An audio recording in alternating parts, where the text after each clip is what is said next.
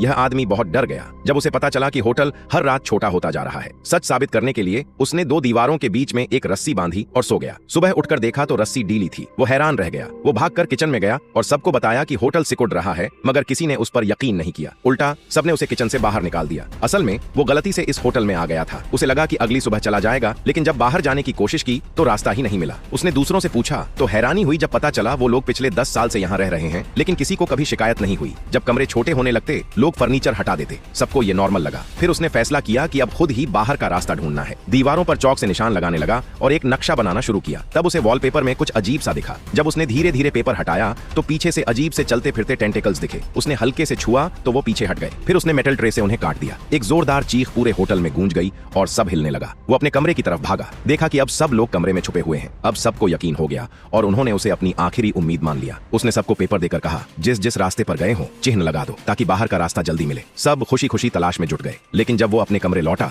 देखा कि लोग उसका खाना खा रहे हैं, यहाँ तक कि उसका टूथब्रश भी यूज हो रहा है। परेशान होकर वो कमरे से बाहर निकल गया और गलियारे में ही सो गया। धीरे धीरे ऊपर से वॉलपेपर गिरकर उस पर ऐसे फैल गया जैसे रजाई हो। अचानक फोन की घंटी बजी और आदमी जाग गया। वो भागकर कमरे में पहुंचा, लेकिन एक नौजवान कॉल खत्म कर चुका था। वो फोन मैनेजर की प्राइवेट लाइन थी। ये उसका आखिरी मौका था बाहर निकलने का। गुस्से में आकर उसने सबको कमरे से बाहर निकाल दिया। उसका नक्शा अब किसी काम का नहीं रहा। थक हार कर वो चुपचाप बैठ गया। तब 2 अच्छे लोग उसके पास आए, थोड़ा हौसला दिया और बोले, शायद दरवाजा लॉबी में नहीं है। वो बहुत मायूस हो गया। तभी उसके दिमाग में आइडिया आया, हो सकता है कुछ ड्रॉर में छुपा हो। उसने ड्रॉर खोला तो हैरान रह गया। अंदर एक सीक्रेट रास्ता था। उस रास्ते की दीवारों पर टेंटिकल्स रेंग रहे थे। उसने थोड़ी देर रुका, फिर हिम्मत करके उस रास्ते पर चल पड़ा। रास्ते के आखिर में उसने एक बड़ा सा अंडा देखा। जब उसने उसे छुआ तो लगा जैसे अंदर का जीव उससे जुड़ा हुआ है। वो भी आजाद होना चाहता है जैसे वो खुद। अपनी पूरी ताकत लगाकर उसने अंडे को बाहर धकेला। आंखें खुली तो समझ आया वो समंदर की गहराई में है। टेंटिकल क्रीचर उसे पकड़कर ऊपर रोशनी की ओर ले जा रहा है।